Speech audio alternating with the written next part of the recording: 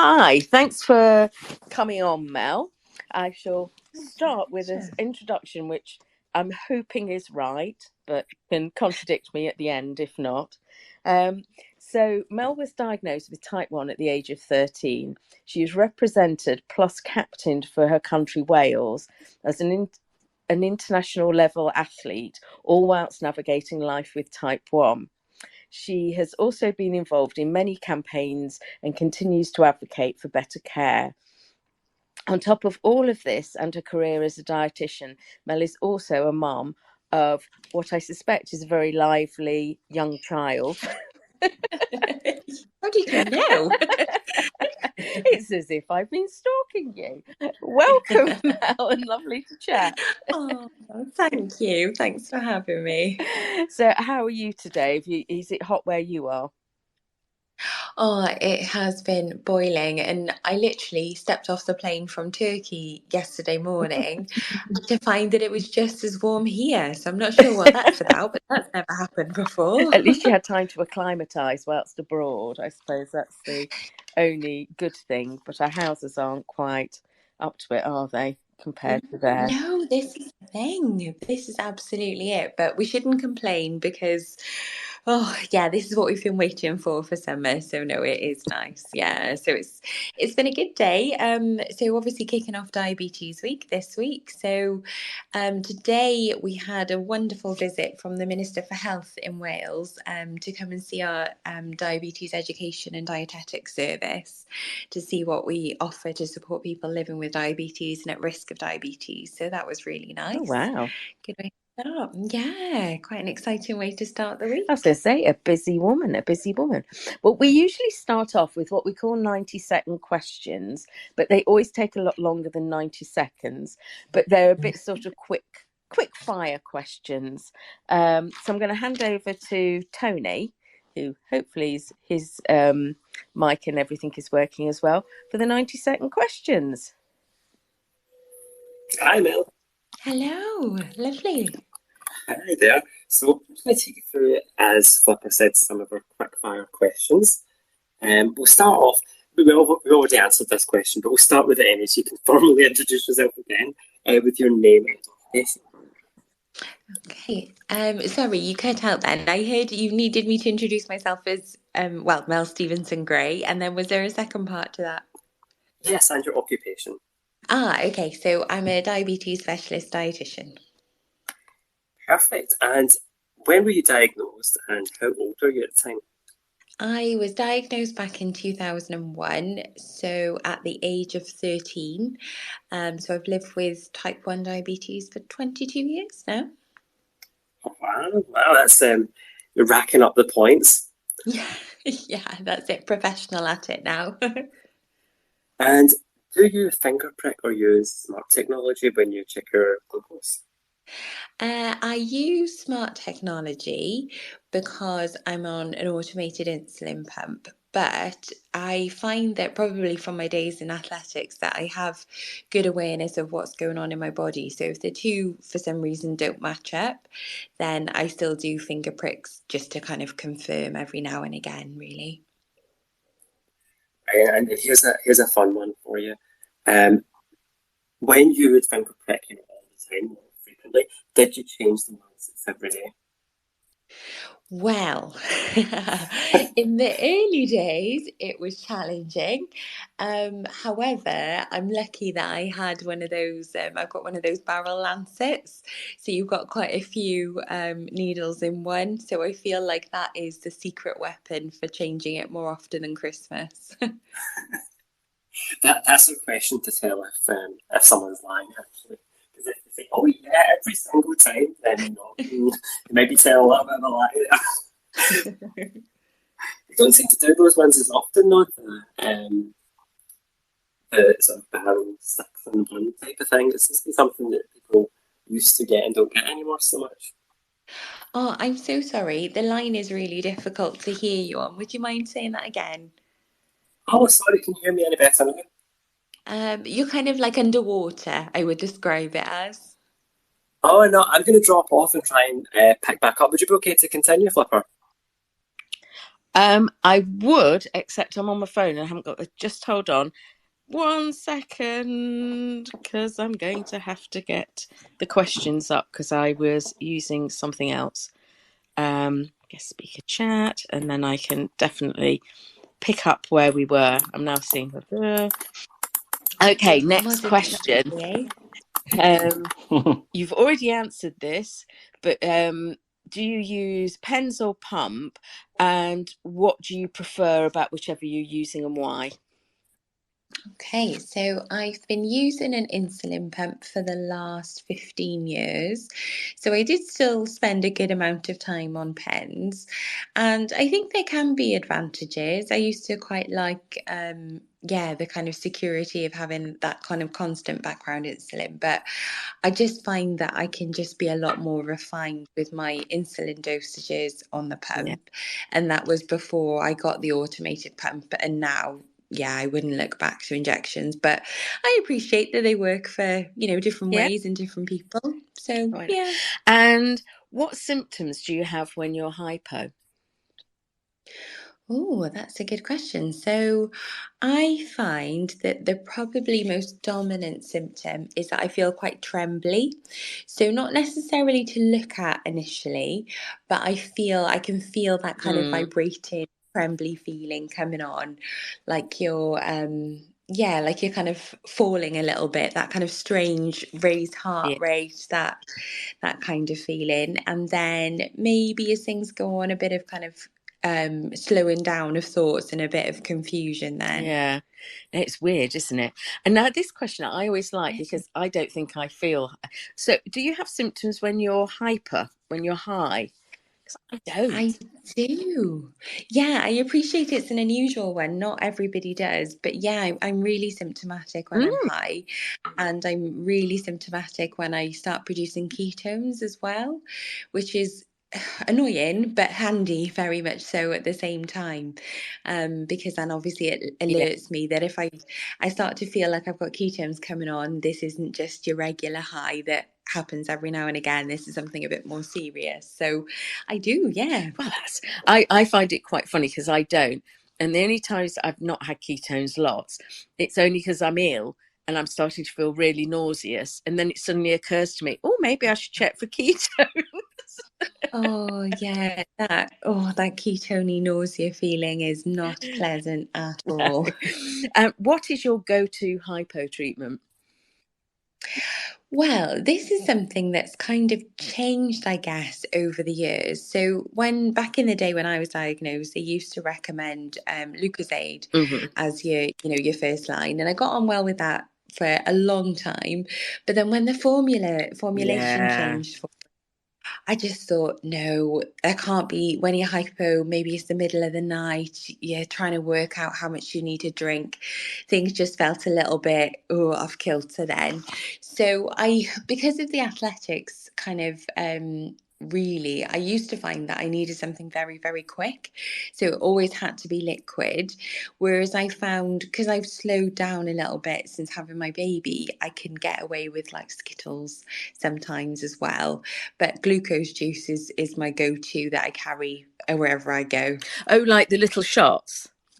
Yeah, I do. Because I found, again, when I was training more frequently, I needed more than the 15 grams to treat the Yeah, to treat the hypos. Whereas now I need 15 and to see what's going on. So I find that it helps that I don't overeat because that hypo brain can be a tricky thing, can't yeah. it? Oh no, tell me about it. So which is worse for you, being high or being low? Which do you dislike?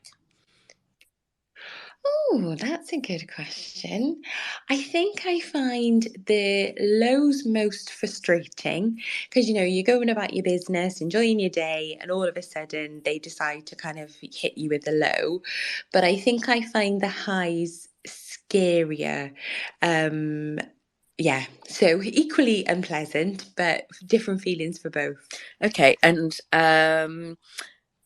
I think Tony's back. Tony, do you want to carry on for the last few questions? Yeah, can you hear me now? I've connected some You headphones. Hopefully sound that's like you've better. come out from under Oh, the that's sea.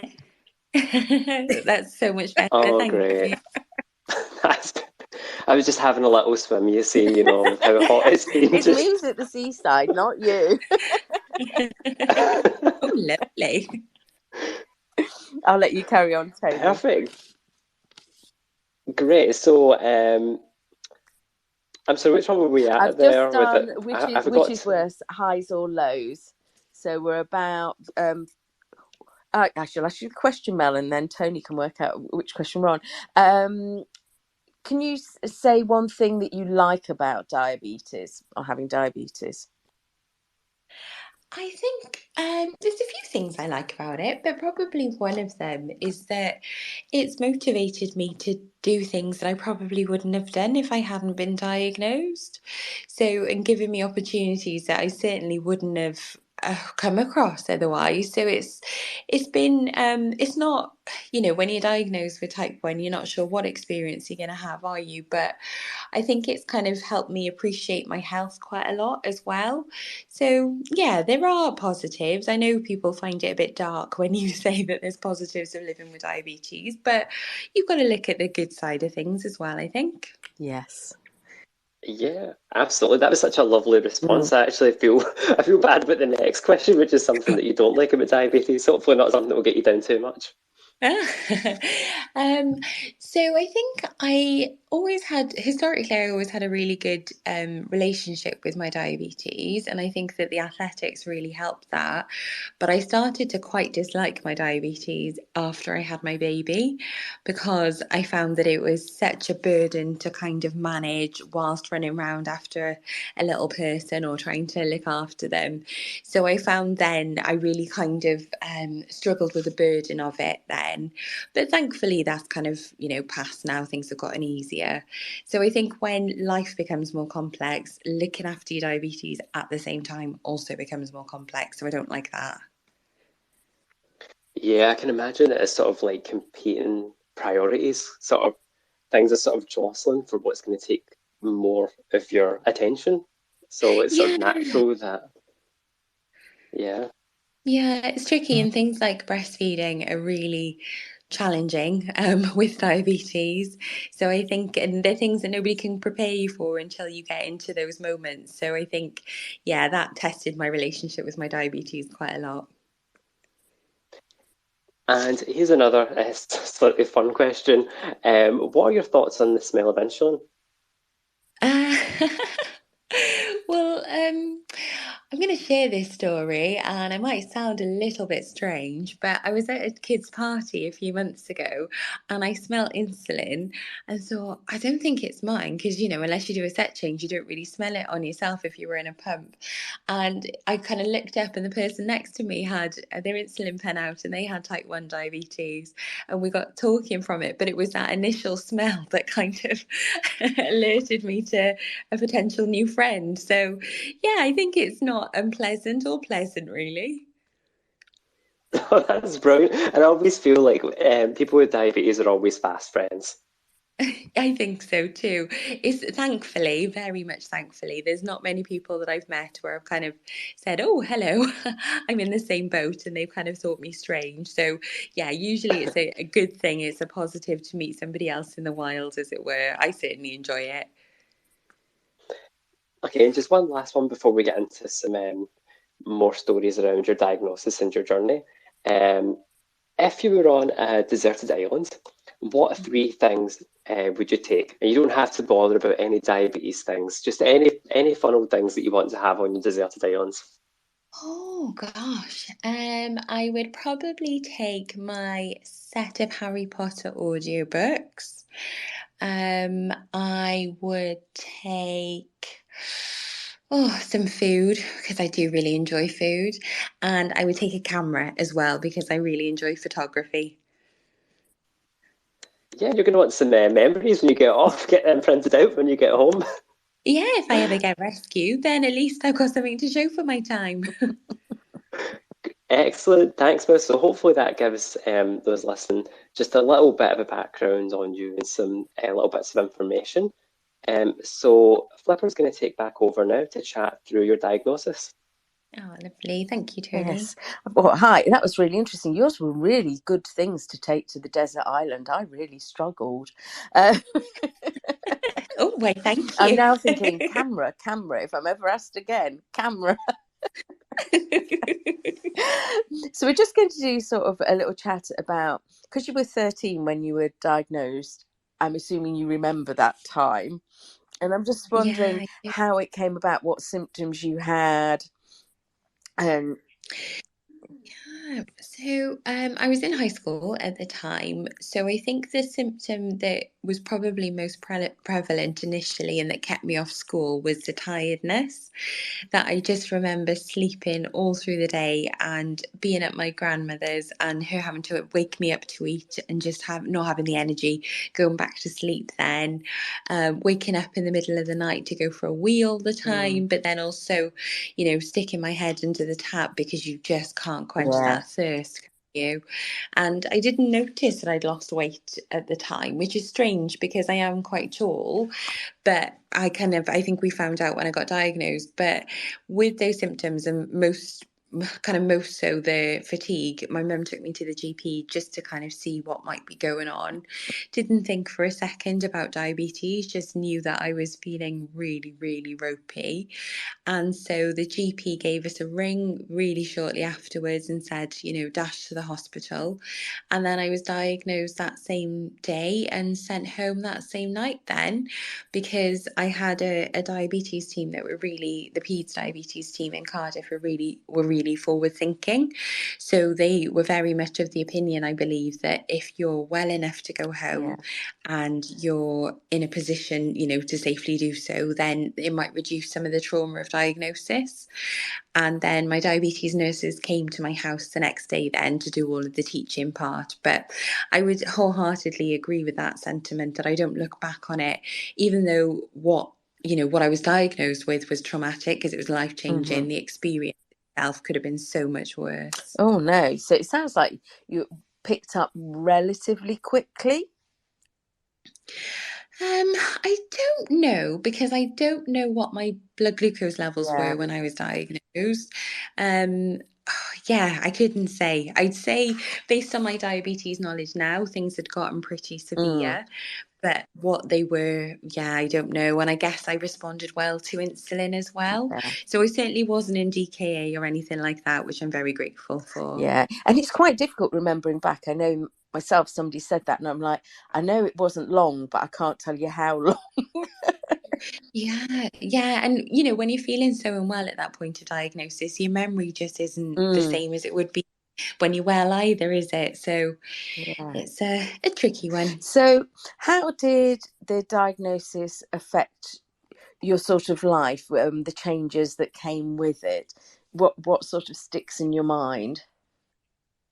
So I remember that my diabetes nurses went into my school before I went back, and they spoke to my teachers, and I think they kind of spoke with me about not ever feeling ashamed of living with diabetes, that I just kind of, not a sense that I needed to get on with it, but that I certainly didn't need to apologize for having it.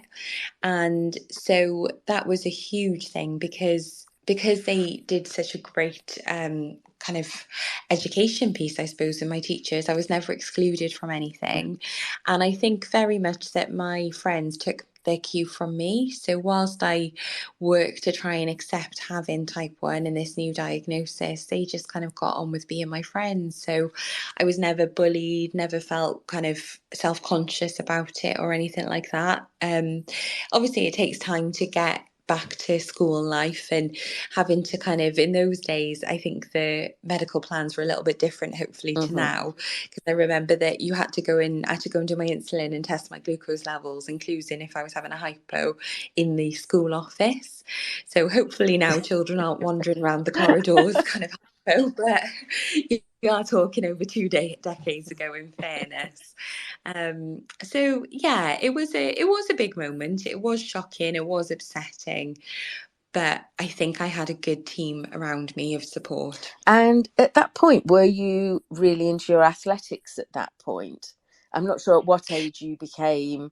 I mean, I'm imagining, and this is somebody who's not athletic at all, and know people at school who were athletic.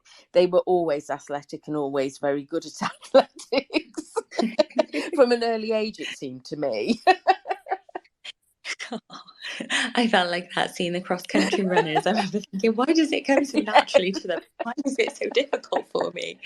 But no, I wasn't an athlete at all. I wasn't doing any kind of athletics, had never done it before, had done the compulsory cross country, but wasn't any good at it, but gave it a go anyway. So I didn't take up athletics until 3 years after I was diagnosed, because in Cardiff, where I'm based, we have quite a good grassroots scheme. So all of the schools, the high schools from Cardiff and Vale, all kind of come together at grassroots competitions. And I just found that I really enjoyed it. Not initially that I was particularly good at it, but that I just found that, when you're diagnosed with type 1, even though this wasn't the focus of my diabetes team, your mind goes to thinking that there's a lot of things that you can't do, that your body perhaps let you down in some way, or you're thinking about, this long list of things. 20 years ago, we used to have conversations around you couldn't be a paramedic, you couldn't be a boxer, you couldn't do this, that, and the other. So I think initially athletics probably represented something that I could do and that my body was doing well at, and didn't remind me of not being on par or anything like that. Oh no, that's it. And it sounds like you had a really supportive team plus friends, etc. So did you have any sort of like hiccups or whatever? I watched back I think it was the TED talk that you gave. Oh And yeah. so that's where my stalking started. Love it. And you mentioned in there that you found injecting in public quite challenging. Yeah, I think being an athlete and injecting in warm-up areas, people grow a little bit suspicious around what you're injecting and why. And there was a lot less awareness in those days as well. Other challenges included when I was in transition clinic, so going from 16 onwards, leaving peds. I'd still be there now if I could be, because it was so lovely. I really struggled with transitional care and just kind of had not so helpful comments around, do you really need to do the athletics because it makes your diabetes more complicated to manage? And I don't think that there was necessarily an understanding of the importance of having an identity alongside your diabetes back then. And there was certainly no real acceptance that diabetes needed psychological support as well as that physical support too. And then, on occasions there have been track judges in the warm-up area. When I've had my insulin pump on, they've accused me of having a music device on because they're banned in the warm-up area because you can't hear the announcements. Oh, okay. But I think probably I found it more challenging perhaps as an adult, because sometimes people don't have a filter and they don't think that you might not want to know about a terrible story that happened to somebody else. Yes. And I'm not laughing because something awful happened to their mother's parents' dog. It's more that, people are strange on what they choose to share what they with feel you. is appropriate. Yes, absolutely. Absolutely. So you've mentioned the sort of support that you got from your peds team sound amazing. How did your parents cope at the time? Because it must have been really challenging for them, and I'm sure they were sort of beavering away in the background, trying not to let you know that they were. Yeah, I think there was a lot of that going on, because I'll be honest with you, I've never really been brave enough to go into great detail about how they found it. And I think it probably wasn't until I was an adult that I selfishly realized that it wasn't a condition that was just affecting me, that it was also going to affect them, because they would have had thoughts, hopes, dreams that may have felt had altered because of the diagnosis. And to see your child going through something like that and not being able to take it away, that is something that they shared with me. But but I think in their own ways, they both kind of, like my mum found ways to help me celebrate my diabetes anniversary. So that was really significant because that could have been a really sad day otherwise, kind of remembering the day that life changed so much. And I think my mum was really keen never to make me feel apologetic about my diabetes. So never having to kind of excuse myself because I was doing my injections, or I'm always happy to talk about diabetes, but I never felt any kind of pressure if I hadn't wanted to.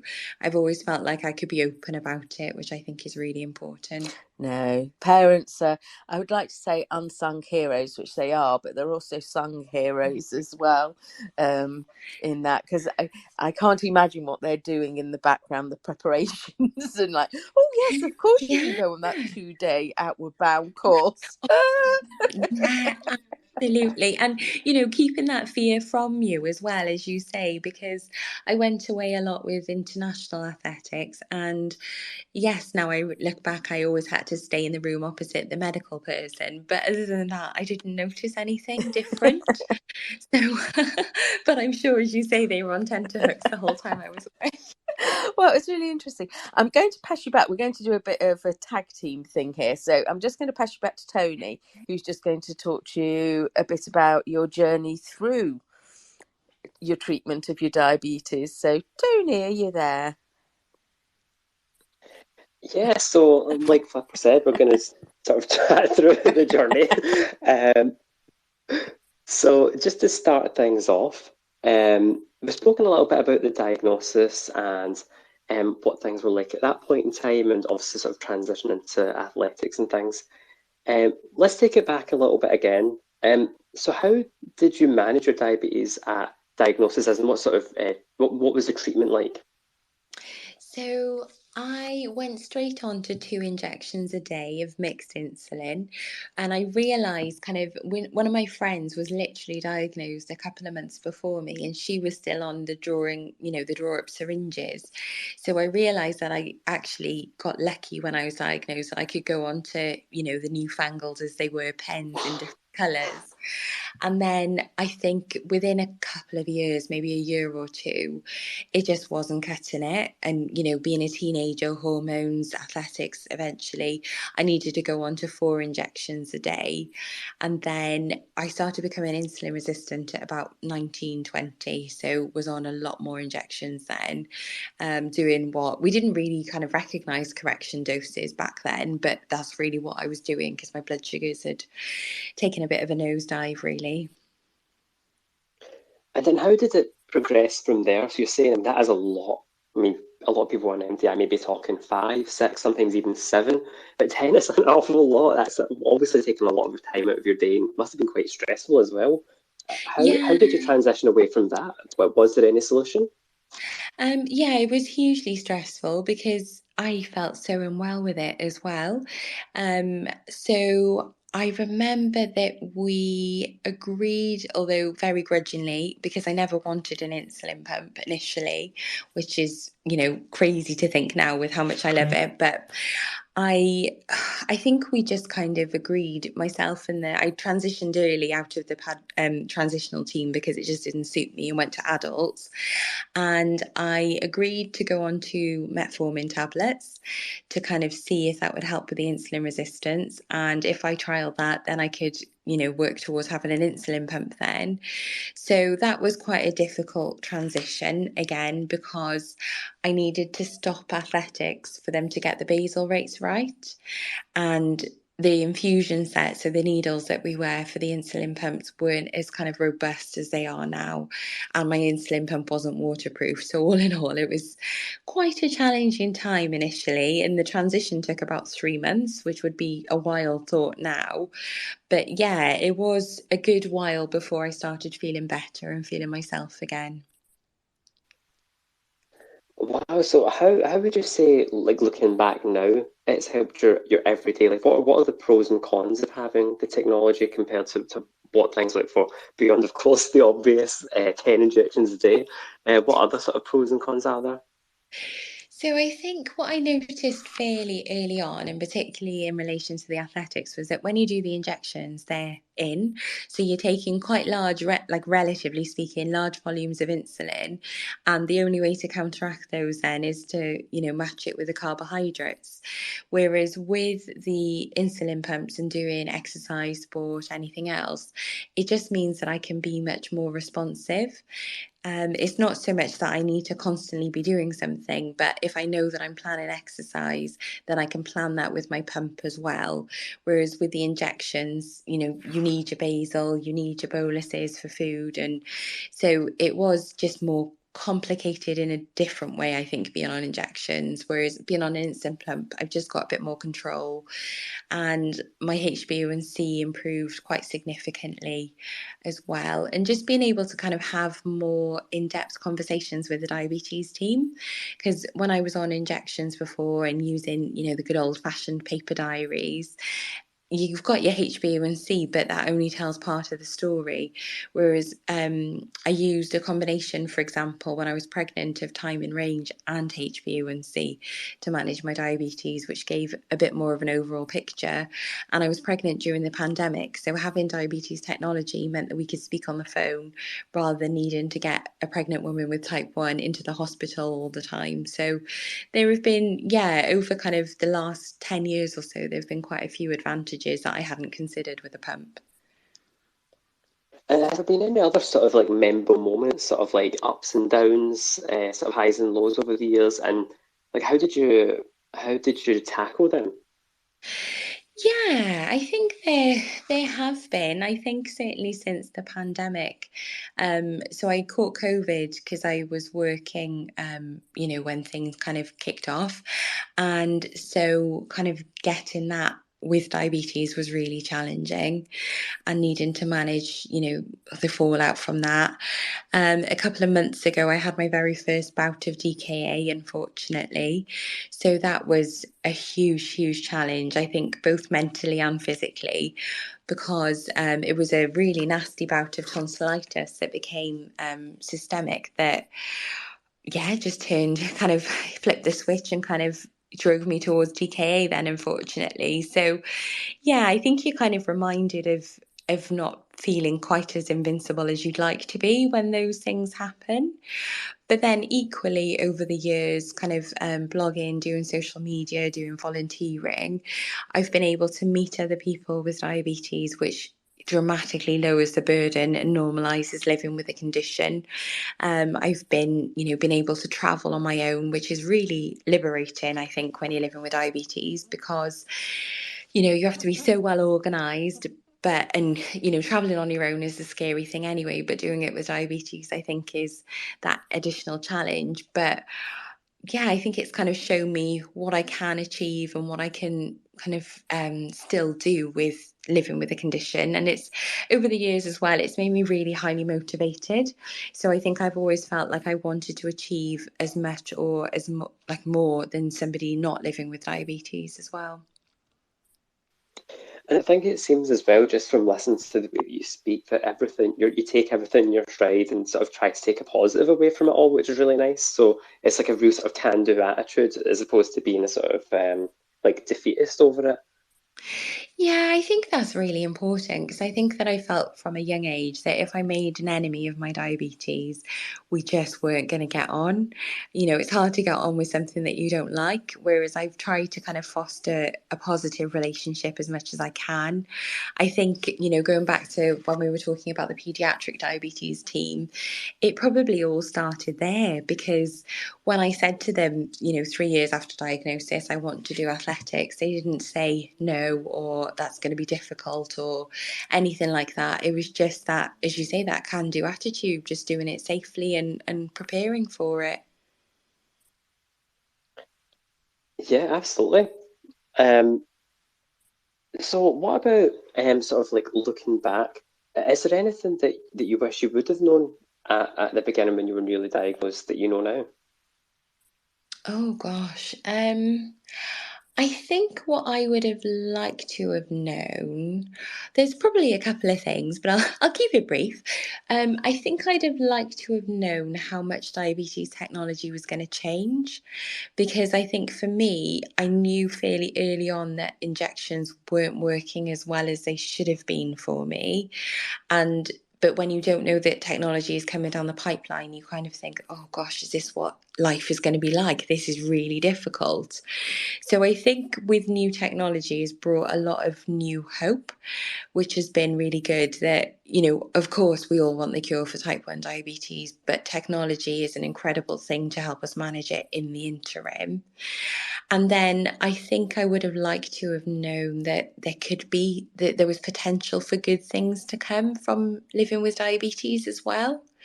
That I probably wouldn't have stopped to think about that in the months after diagnosis. And then finally, I think I would say that how important acceptance of diabetes, and that this is the kind of the present and the future, as it were, because I remember after being diagnosed that, very well-meaning people used to cut out articles on diabetes cures in, commas, from the newspapers, as if a cure was 10 minutes away type of thing. And I think if you're constantly focused on the cure and not living today and tomorrow, it's so hard to look after yourself properly. Whereas I think when I started to accept that, this is where things are, I also accepted that I needed to look after myself, in the now, because I want to have a future that's as free of complications as I possibly can. Oh, those are all great answers. And like you were saying, I mean, I don't think anyone's ever said that before about what wishing that you sort of knew or telling yourself, if you like, um, how technology will change and how that will sort of make things easier, I guess. Yeah, I mean, some technology you can kind of think now, like for example, I like my insulin pump, but I'd love it if it was a little bit smaller, for example. Whereas things like, flash glucose monitoring, I couldn't even have imagined that in my wildest dreams, that, you're just going to scan your diabetes, your glucose levels. So yeah, I think it's been, as I say, it's been very hopeful having the different kind of types of technology and the updates and different types of insulins that have updated as well. And I find that it gives a lot of hope to children too. So it's really nice to to see that some children will barely know injections because they're going straight onto insulin pumps, which is just a lot easier, hopefully, for them. Yeah, it's like a totally different world, and I loved it with the way you described that. They're sort of scan your diabetes levels. Even just hearing you say that, it still sounds like magic. Actually, when you Yeah, actually break it down to what you're physically doing, yeah, it is so much easier. absolutely. Yeah, and automated pumps as well. I think I thought that was going to be a lot further off than it actually was. Although, I think I've been patient waiting 20 years or so. But yeah, I think that seemed a little bit kind of into the future. But here we are. So let's move on and talk a little bit more about the advocacy work that you've been involved in. Do you want to maybe talk a little bit about what initiatives you've been involved in over the years? Oh, goodness. Okay. So, when I really struggled with my transition from injections to pumps, I'd not long won a British medal. So I contacted Diabetes UK, and part of it was kind of frustration, really, not because they'd done anything wrong, but I was so frustrated at seeing all of the negative stories in the press about what people with diabetes couldn't do. And I wanted to kind of share a positive story that we are still doing positive things. And so I started off as a media ambassador doing that for Diabetes UK. Then that moved on to facilitating family days. So that was a fantastic experience, getting to train with other people with diabetes to put on events for children, their siblings, and parents as well. And then that kind of will sometimes that kind of morph then into campaigns like the 40s campaign, so making sure that people are aware of the symptoms of type 1. And then most recently then I've been working a lot to support women planning pregnancy, going through pregnancy with diabetes, and aftercare as well. So I'm in the process with a very well rounded team of creating the global guidelines for pregnancy and diabetes. So that's been a really good experience because pregnancy was really difficult for me. So being able to kind of turn my experiences into something meaningful has been really therapeutic, and I've been grateful for that. And then I also am on the board of trustees for Diabetes UK, so as a patient representative.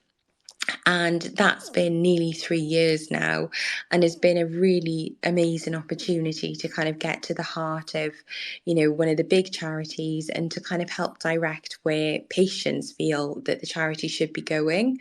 So that's included things like talking about women's health, talking about what we can do to support people of ethnicity, to kind of, because diabetes, particularly in type 2, disproportionately affects people of ethnicity. So putting more of a focus from research point of view, awareness point of view, numerous kind of physical activity campaigns as well, because I appreciate that it's not easy to do sport or be active living with diabetes when you're trying to balance, all your blood sugars out. So I suppose that comes from a frustration that I'm aware that people with diabetes are quite often told to exercise, but they're not always told how.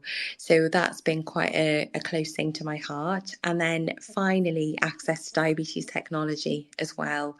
So I feel very grateful for having access to it myself, but I appreciate that it can still be a bit of a postcode lottery as to what people get, when people get it. And I feel that it just should be widely available if people want it, really. Oh, wow, that is such a huge variety of, it's like so much. The length and breadth of your advocacy work is pretty astounding, actually. So you spoke a lot there about, the difficulties that you had with your own pregnancy. So that's sort of you taking from your lived experience and saying, do you know what, other people can learn from this, and you can help other people with that, with the knowledge that you've gained. But what other reasons are there that keep you motivated in doing all of that work? I think there's a huge element of, even though I do the athletics and things look positive from that point of view, I'm actually probably still somebody who's had a really tough time with their diabetes. And I just don't want that for other people. I want people to have a much easier journey than I've had. So that was what kind of pushed me into becoming a diabetes dietitian. I think I really like people as well, and I like the idea of people being able to fulfill their potential. So I think being able to put kind of guidelines in place, policies in place to protect people with diabetes and to guide them is a really valuable thing for me to do, because I'm somebody who believes, and not to get too deep on it, but when you're diagnosed with type 1 diabetes, I'm acutely aware that things could go in a very different direction, and for some people, frighteningly, it has. And so I think that you almost get given extra time when you're diagnosed with type 1, and I've always wanted to do something valuable with that time, really. Yeah, absolutely. It's such an amazing point that you've made there. Yeah, it's honestly genuinely inspirational, the amount of stuff that you've done. So, I mean, well done. I just think that's absolutely amazing. Oh, that's very kind, but it's very much from the point of view of when things go wrong for me. I think my coping mechanism is to make sure that it doesn't happen for other people. So, yeah, where I can do that, then I do. And that's a pretty good motivation to have, sort of thinking of for other people as well. Um, what about talking more about the side of peer support? We have spoken a little bit about this. Um, how important do you think peer support is for people with long-term conditions?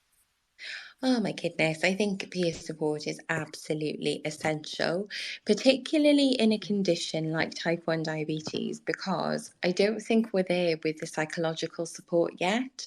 I've been banging this drum for well over a decade that I'd love to see psychologists in the team with our diabetes nurses, our consultants, our dietitians, and we're just not there yet. And so it's not that peer support replaces psychology, but I think it certainly it just provides so many benefits for people. And it's one of those things, I know that you'll all get it, but to sit down at a table surrounded by people who are also carb counting, finger pricking, injecting, pumping, it's just such a liberating feeling that you don't feel like the odd one out. Nobody's looking at you. You're just kind of able to be yourself and get on with it. And peer support just brings all of those values to the surface, really. And that shared experience as well. That, we were joking earlier about seeing somebody with diabetes in the wild. I think that's why we have that instant connection, because we've just been through, yes, individual journeys, but also a shared journey. Yeah, absolutely. I always say that it's like we speak a different language that only we can understand.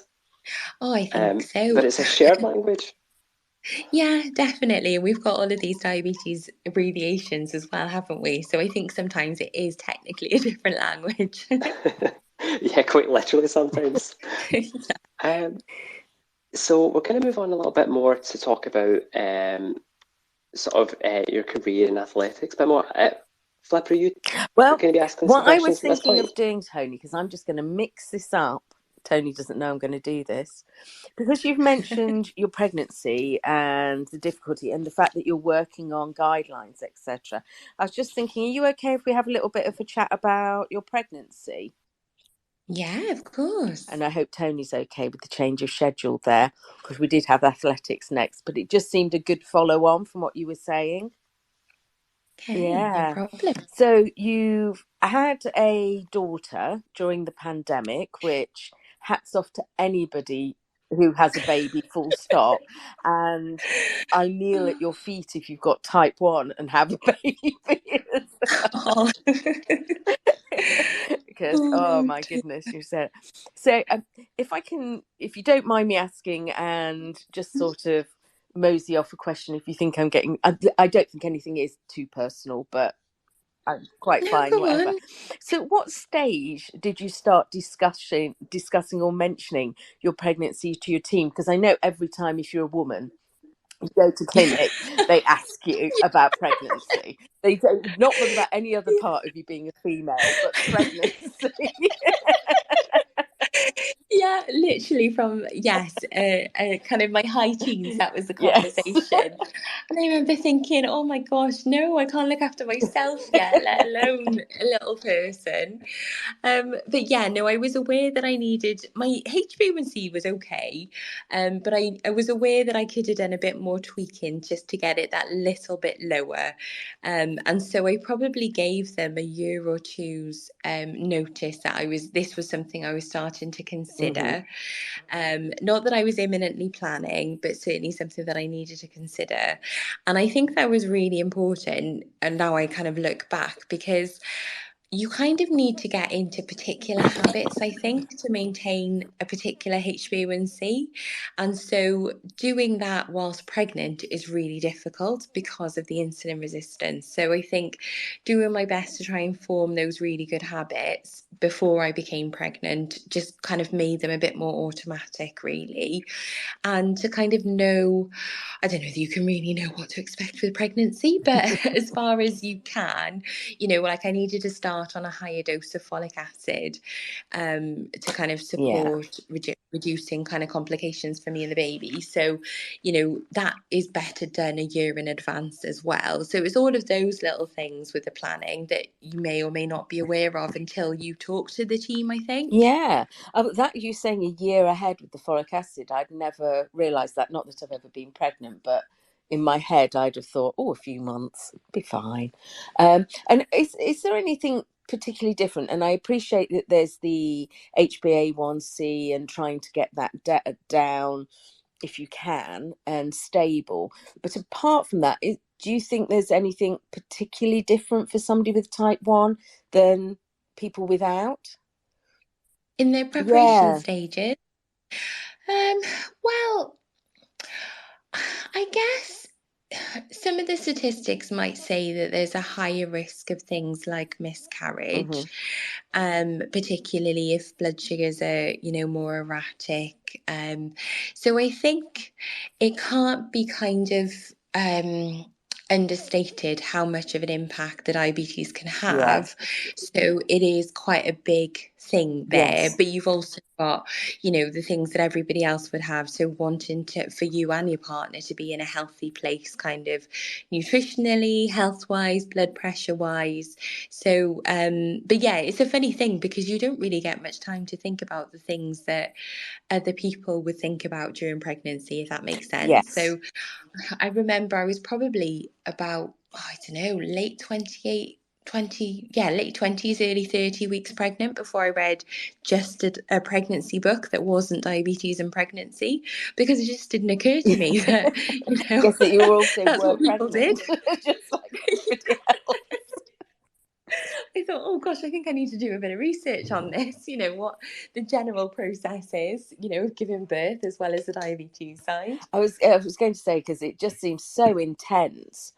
I mean, the preparation, getting, sort of your levels to a level where, it's okay to start trying and whatever. But then to maintain the levels during pregnancy just seems, sort of impossible levels. Do you know what I mean? But I suppose you're very motivated. You've got a good motivation. Yeah, you definitely have, motivation wise, but honestly, I could not have accounted for the insulin resistance. I've never known anything like it, and I just didn't consider how quickly that was going to jump.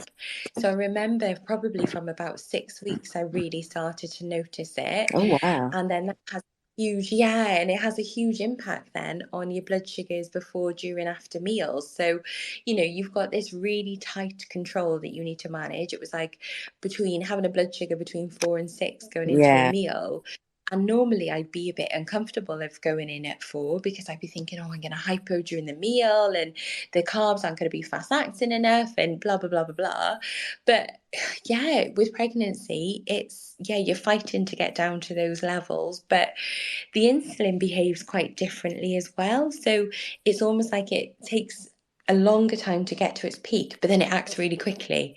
So it's kind of almost like learning your diabetes again, because it behaves so differently. Oh, wow. And you're obviously a very active person, because you've mentioned your athletics, etc. How did you approach that with pregnancy as well? So I think I got very lucky about a real chance meeting, I suppose. So a few years ago, I remember saying to Diabetes UK Cymru, because I was maybe thinking about pregnancy, for the next talk on, I think it was our technology conference, I remember saying, I'd really like somebody to come and talk about diabetes and pregnancy, because nobody's ever spoken in any great detail at anything I've been before, and I really want to kind of, understand more. And there was a fantastic professor called Professor Helen Murphy, who has done loads of research. Yeah. And so I heard her talk, and I remember her saying about her research, kind of saying about set amounts of carbs at meals, and also this idea of like a 15-minute or more walk after food to help with the kind of the insulin resistance, the insulin, the digestion, everything else. And so obviously we had restrictions as well during the pandemic. So, but we were allowed out at that time. So I had to walk really intensely quite a lot after my meals. So sometimes it'd be 10 o'clock at night, my blood sugars might be rising, and off my husband and I would go on a walk around the neighbourhood. And then I was lucky that I had a spinning bike in the house from years ago. I used to struggle with Achilles injuries. So when I couldn't get out, I would certainly get on the bike and try and do some intensity there. But intensity is very different when you've got a very large bump, because your flexibility is very different and your muscles are different as well. Yes. I've heard about that from friends, and it all sounds very strange. Yeah, it is. It is because, as people with diabetes, I think many of us like to think we know our bodies better than Yeah, most, but then pregnancy changes that again. yeah. So the learning curve. Yes. And do you think being a dietitian helped how you could plan the foods that you did eat, etc., to help with either the resistance to insulin or the timings or keeping your levels? Yeah, I think it did help hugely because I think it was, yeah, having the confidence to go with so the advice that I saw from Professor Murphy was around having, say, 20 to 30 grams of carbs for breakfast, 30 to 40 for lunch, and 30 to 40 for evening Hmm. meal. And then I wasn't low carbing, so I would make up the rest of my carbs that I wanted in snacks and everything else. But then you still need those low carb snacks as well because, that hunger when you're pregnant is quite extreme, but you aren't always in a position because of your blood Hmm. sugars. But you still want to be giving that nutrition to the baby. But because of the insulin resistance, I didn't put on huge amounts of weight. I just kind of put on the baby weight. So from a dietetic point of view, it's kind of like that reassurance that I was really nutritionally balanced. I was giving the baby what she needed, and just kind of monitoring things from that point of view. And I also found a really huge source of support in other women with type 1 diabetes that had been through it. So some of them were actually dietitians, but some were not. And just kind of that lived experience was essential, I think. It really, really helped me through. And more than anything, knowing that it was possible, knowing that they had come out healthy from their pregnancy with their babies really helped me kind of stay motivated, not to be strict with myself in a restrictive way, but my HbA1c was, I think it was maybe 43, 45 during my pregnancy. So it kind of helped me, stay on the level and stay focused. Oh, wow. And now I'm not going to ask you any of the gory details because I really don't want to know. But so how Fair. did the delivery go in terms of managing it with type 1? I thought I would preface that because I'm like, I don't want to know. I know it's not an easy question to ask, in fairness to you.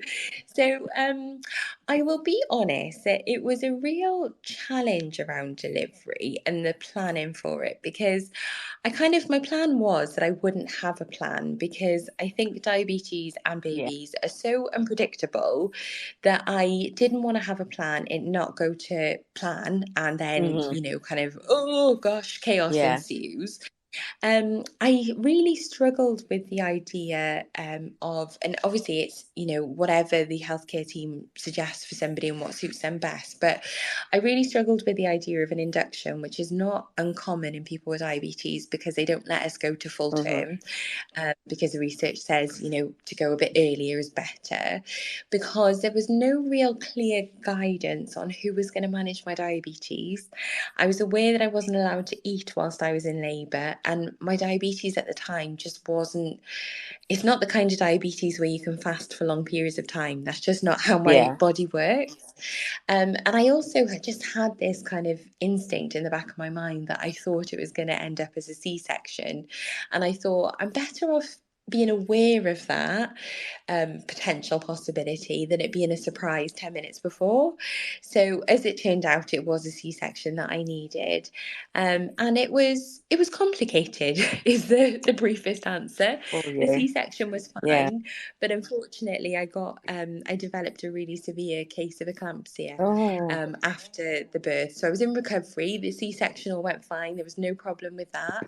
And the eclampsia probably was to do with a multitude of things. So yes, having diabetes, but also being a woman of ethnicity, also it being my first pregnancy. So that was a real challenge because I realized that all through my pregnancy, I thought if anything goes wrong, it's going to be my diabetes. Yeah. And it kind of wasn't just my diabetes. So again, it's that shock that diabetes isn't to blame for everything. Oh, I've never. Well, this is now me. I always thought when you hear of it, and I know somebody who had preeclampsia and whatever. and it didn't progress to full eclampsia, but they delivered the baby and that was what stopped it. So I always thought once the baby was delivered, do you know what I mean? That risk had Yeah. passed. I have no idea why that, what the baby being inside does that, delivering it stops. But I didn't realize you could get that once you'd actually birthed. I know it's quite a strange phenomenon, but I'm quite grateful that they're going to be doing quite a lot of research into it in the US, because I understand, I think that a similar thing happened to Serena Williams Oh. and also to Alison Felix, the sprinter, as well. So there's obviously more to this, because I'm not comparing myself to them by any stretch, but relatively speaking, we're all fit, Yes. healthy individuals. So we shouldn't have been in, such kind of high risk groups. Obviously, the diabetes is high risk, but there's obviously more to it that we don't quite understand. So I'm really grateful that the research is going on to find out more. Oh, goodness. And from that bit, I'll move on now from gory details. From the outside, it always seems to me with pregnancy, there's a lot of talk, like in clinics and stuff, which I suppose is like the before pregnancy. And then I hear a lot about during pregnancy. I've seen talks on pregnancy. I've heard Helen Murphy, who's amazing. But you have very little, or maybe I've just missed it, about once you've given birth and have a little thing that you're having to look after, and your hormones anyway will be in chaos, but we've got extra chaos in the hormones because you've got the diabetes. How did you manage that? Oh my goodness. Well, this is something that I've definitely advocated strongly for with regards to the guidelines, because I wholeheartedly agree with you. My diabetes team is fantastic, but the advice was to drop my my basal rates by a certain amount, and that was, relatively speaking, the extent of it. They checked in really regularly, don't get me wrong, but I think we need a lot more specific advice. So I'm really keen to have a better understanding of how much energy we expend when we're breastfeeding, for example. So how much do we need to take in? Because there are kind of, for people without diabetes, there are guidelines around how many extra calories you need. But truthfully, that was not enough for diabetes management wise for me personally anyway. And I don't want women to not choose their kind of preferred feeding method because of their diabetes and because of their, concerns around hypos, because that's a really real fear. If you're having regular hypos, but you're also trying to get to grips becoming a new mum, oh gosh, it's a lot to think about. So yes, I agree that we definitely need more information postpartum, and just kind of this awareness that I would probably say it took me a good 2 years to kind of physically, mentally recover from giving birth. And it's that old thing, I think, with diabetes, that quite often the time it takes somebody without diabetes to recover kind of doubles when you've got diabetes. But I didn't really consider it that applying to pregnancy, but for me personally it did. So yes, more information please on that. And it is very traumatic on a body anyway, and everything on top of that. And I suppose with you saying, like with hypos, if you're looking after a little baby as well, the thought of having a hypo when you're in sole charge. I know I've babysat for friends' children, which I know is not the same as birthing a child, do not get me wrong, but I know I'm always really sort of paranoid, especially when they were little and babies and things, that I know I wouldn't let myself go low or near low, because I just was like, I don't want to be walking downstairs and trip or it's all of those extra thoughts. You're absolutely right there. And then you've also got the added complication of kind of, if you're feeding overnight or if you're just waking up with a baby overnight, we know that sleep deprivation hugely impacts our diabetes management as well. So we need to find out and have a bit more clear guidance around all of these nuances, I think. And I don't know whether it's because historically pregnancy was considered, initially, I think it wasn't always recommended for people with living with diabetes. But now that it is, let's really support people, through the journey. And I think it's also another point, I'm here going to be right on with this, it's women's health generally. We're quite often thought of as men who could have the potential to have a baby. No, but that's how medicine looks at us. Yeah, I understand you. And actually, we need research into women doing, sort of people with the potential to have babies or have had babies. Actually, as you say, a lot of medical modelling is based on male anatomy, absolutely, and the kind of female anatomy is considered an add-on sometimes.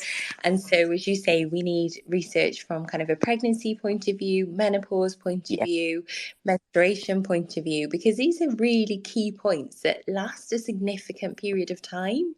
So absolutely, it's such an important part of diabetes through the life course. I hugely agree with you there. I was going to say, and we are 50% of the population. Now, we're running over a bit, Mel. Are you okay just going on a little bit longer? I appreciate you've got a little one. I shall then go on. So, do you have any tips or pointers for anybody else that you think would be really helpful if they were thinking of having a baby, or helped you, like you've already said about exercising after meals and things like that? Are there anything else you'd like be your top tip? I think don't underestimate the importance of carbohydrate kind of timings, portion sizes, and overall nutrition, because I think that was what got my HbA1c into such a good place during my pregnancy. I think that, yes, being active and doing it in a way that suits you, that's safe as well. So the Active Pregnancy Foundation is a charity that I kind of work with a lot as well on a voluntary basis. And there's quite a good amount of information there that wasn't there when I was pregnant. So that's nice that there's more information out there. There's a really good book by a person living with type 1 diabetes and I believe celiac disease as well, called Ginger Vieira, and it's called Type 1 Diabetes and Pregnancy. Amazing. That was wonderful to kind of read. I read a little bit ahead, spoiler alert, to see what was coming, but it's written week by week from a diabetes and pregnancy point of view. So that was a really, really good one. And there's a Carbs and Cals book on, yes, it's gestational diabetes, but it's got some really good kind of nutritional information around like low carb snacks, making the most use of kind of slow release carbohydrates as well. So I think it's kind of not overwhelming yourself, but arming yourself with that information. And, if you're in a position where you've got a partner as well, my husband learned to carb count when I was pregnant. He was weighing out an awful lot of foods for me. So it just took a little bit of the burden away when you've been working a full day, you're struggling at the end of it. And I used to be ravenous. I finished work at 4:00 and I was so hungry by 4:30. So having somebody to kind of support me with meals then as well was really good. I let my employer know very, very early on, because the number of diabetes appointments is quite vast. And so they could just support me from an early point of view. And then I would also say, I know Dr. Rose Stewart is doing some amazing research on diabetes, pregnancy and mental health as well, because obviously there's a huge kind of burden of managing the condition, but then also being pregnant. So I think it's being kind to yourself, getting the support that you need in terms of during your pregnancy, after your pregnancy as well. Yeah, and I can also see from the outside looking in the emotional side as well, because not only you've also in the back of your mind got, I'm growing a little person here. What anything you do is affecting that little person. That is so helpful, Mel. That was so good. Thank you so much for that. We'll do. I'm going to now surprise Tony and say, do you want to start talking a bit about athletics with Mel? Perfect, yeah, and like Flipper says, I know obviously we are sort of running to overtime a little bit here, so obviously answer with as much or as little detail as you like or have time to, of course. Um, so the first thing I just wanted to ask about is if you could just talk a little bit about your career, like where did it start and sort of yeah, where did it go? Okay, so it started in school. So I went along to a track meet, just kind of a casual into schools thing. And as I mentioned earlier, just found that I really enjoyed it. My blood sugars looked a bit better, and it was just a positive experience, not thinking about, yes, thinking about the diabetes management, but not thinking about the label of diabetes and what somebody can and can't do. And then I got myself a coach and started training a little bit more regularly. So this was probably about the age of 17 now, and started doing competitions. So not initially winning. I was doing, when you're younger, you tend to do a few more events. So I was doing hurdles and long jump as well. I do not have the coordination for hurdles, so I took that out and the jumping and just stuck with sprinting. So I got my kind of my main coach then, Tom, who was just superb. He took the diabetes in his stride, never treated me any differently, but he knew if I ever said to him, I need a minute just to manage my diabetes, he'd keep an eye on me, but he'd let me manage it myself. So that kind of escalated then to training 6 days a week, on track, on sand dunes, in the gym, which all behave differently for the diabetes. But once you kind of get to grips with that, then and have a bit of a routine, prepare well, it's all kind of possible. I think it's always been really important to recover well in terms of nutrition to manage the diabetes, because I think a lot of people think about, understandably, the worries of going low during the exercise, but the effects of exercise can last up to 72 hours. So, but the trick is, if you recover well with the right amount of carbohydrates and everything else and a balanced meal, then the risk of kind of hypos is greatly decreased. And so I started off then doing Welsh schools internationals, and I broke a few records there in the 100 and 200 meter sprints. Then I got into the kind of the Welsh junior team, the Welsh senior team then. I won quite a few British medals sprinting as well. I particularly loved indoor training, indoor competing, sorry, in the 200 meters was my favourite. So yeah, it was a real privilege to kind of win those kind of events. And yeah, I've just really enjoyed athletics, truth be told. It's been a lot of fun. It's been a great opportunity to meet other people as well, to kind of get to know my body on a different level. Things have only slowed down because of the eclampsia postpartum, but it's something that I probably will go back to, but when I feel ready, really. Yeah, absolutely. And how has diabetes impacted your athletics? Has there been any positive aspects of that? Well, I think in a way it's all a positive aspect, because I wouldn't have taken up athletics necessarily if I didn't have diabetes, and I don't know what it's like to do athletics without diabetes. So it's kind of, this is all I know and all I've experienced. But I think it's been a really good leveler that, I've always trained alongside people who don't have diabetes, not for any particular reason, just there haven't been other athletes with the condition. And so knowing that I was just as capable as everybody else is just really important, I think. So yeah, it's been a good journey. And how do you feel when you're competing? Oh, in terms of diabetes or just generally? Yeah, just generally. I I just love it. Absolutely love competing. I think that you sometimes have to be made.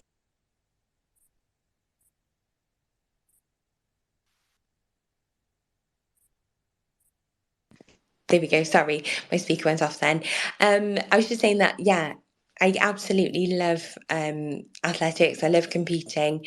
I like individual sports. I don't mind the pressure. I work really well under pressure, and I like that the pressure is on me. So I think one of the things I really loved about athletics, and it's a little bit like diabetes for the most part, that if you put in a lot of hard work, then you tend to get the results out. So yeah, athletics was a good lesson in that, being able to kind of put in the time, put in the effort, and ultimately as well, I hate to say it, but diabetes does like routine, and because I had the routine of training, then I think that helps balance things out as well. And do you feel like you have any sort of specific strategies around like the food to eat, or sort of like routines around that? Yeah, so I would say before I became a dietitian, I certainly tried my best to get to know the different types of carbohydrates because they're all a bit of a toolkit, really. So, I would use slower acting, slower release carbohydrates around my sport because they help you store the muscle glycogen that gives you energy later on. But then when you're looking at things like insulin on board and coming up to the activity itself, you want more of the fast acting carbohydrates, but being aware that they burn off quite quickly. So getting to know that was really important. Having regular meals before kind of training, because for the most part I always trained in the evening, so I'd always have my regular meals and snacks before training. During training, I would always, I'd never be afraid to top up the fast acting carbohydrates. So I know that's something that people have shared with me that they always worry about, that, you're doing physical activity and you don't really want to be eating at the same time because you're trying to be healthy, but you've got to give your body what it needs. And, something I've learned from training with people without diabetes is that you still need to fuel your body for performance, and having diabetes doesn't make that any different. And then post exercise, then kind of, it's a tricky concept to explain, kind of over audio rather than physically, but basically when you're training, I found that you burn off a certain amount of carbohydrates that if you don't put back in the tank will kind of drop your blood sugars. So yes, it's also to do with your how much insulin is on board, but that's the reason why, say somebody might reduce their insulin compared to what they normally have the meal post exercise, because you're allowing your body to replenish the carbohydrates that it's used up during the activity. So I think that was a real secret weapon as well, as I mentioned earlier, just refueling properly and kind of having the balance of good health, so having food from each of the food groups, but also being aware of the usefulness of carbohydrates, as I mentioned, and protein for recovery as well. Excellent. So here's the one question that we've just sort of got to know to know about, is about you being a torchbearer for the London Olympics. Yeah, yeah, So how did that come about? Oh my goodness. So I'd already started volunteering for Diabetes UK Cymru for a few years before, and then they decided very, very kindly to nominate me to carry the Olympic torch. And initially, I was just thrilled to be nominated, and then I didn't hear anything for absolutely ages from London 2012. And then, literally, probably about 2 weeks before, they gave me a call to say, "Do you want to be the main one on the main stage in Cardiff?" So I was like, "Well, yeah, that'd be lovely." Not really knowing what, I'd never been that involved in a torch ceremony before. And then, yeah, it turned out to be in front of 20,000 people. So fair turnout, really. But just a wonderful, wonderful experience to be able to show people with and without diabetes that you can still do things in sport or whatever it is that you want to do. Diabetes doesn't need to get in the way. I think that was just a great opportunity to be able to share that on a wide scale, really. And then the Olympic torch is, in pride of place, and it just represents so much to me, from a volunteering point of view, from like a overcoming hurdles point of view. And it was lovely being able to, I got invited to schools and athletics clubs afterwards. And again, it was that chance to raise awareness of diabetes and hopefully show that if diagnosis did come to people, that it wasn't, things were still kind of bright in the future.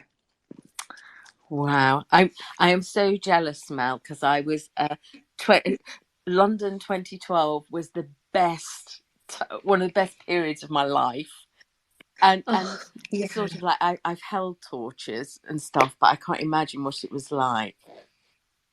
Oh, it just, London 2012, as you say, as an experience was just so sensational. I've been to Olympics to kind of as a spectator before. I've been to Commonwealth Games, World Athletics Championships, but London 2012 was the one. Yeah. It was just so well organised. The atmosphere was Amazing. just incredible. Being able to get tickets for everything you wanted to see if you balloted. And yeah, it was just sensational. I completely get what you're saying, that it was a wonderful experience, because it was the whole year, wasn't it? It was the build-up, It was the Olympics, it was the afterwards. It was just sensational. Yes. Well, thank you so much, Mel. I'm sorry we overran. We always overrun, but I'm sorry.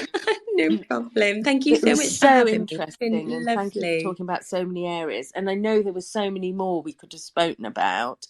Well, we'll just have to have another one. I mean, this one has been special. We've kicked off Diabetes Week in the right way, but let's do it again. It's been wonderful. Thanks Thank ever you. such a lot, Mel. We really do appreciate it.